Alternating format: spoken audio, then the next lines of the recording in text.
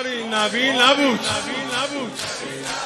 آری نبی نبود، وصی نبی چه بود؟ باید خدا شبی که بدانی علی چه بود.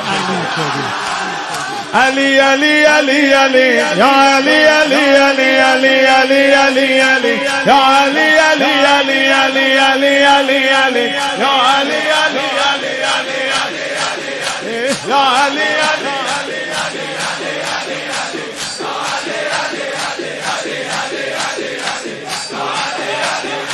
عامل اللواء في الدنيا والآخرة علي الصديق ثلاثة مؤمن آل ياسين ومؤمن آل فرعون وأفضلهم علي لكل نبي وسي ووارث ووسي ووارثي علي. قال رسول الله خلقت من شجرة واحدة أنا وعلي أعلم أمتي من بعدي علي. زينوا مجالسكم بذكره براءة من النار بحبه من كنت مولاه فمولاه لم يكن لفاطمة كفا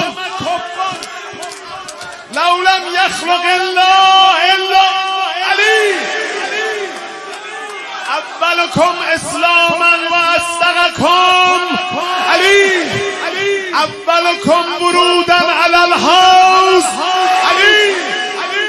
أنا منذر وهادي من بعدي صديق الأكبر فاروق الأعظم إمام البررة قاتل الفجرة منصور من نصره مخذول من خذله إمام المتقين قائد الغر المحجرين مني بمنزلة هارون من موسى علي مع القرآن والقرآن معه حبه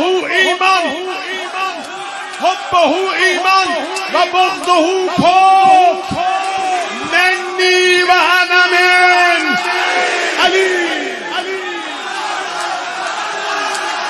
علي علي علي علي علي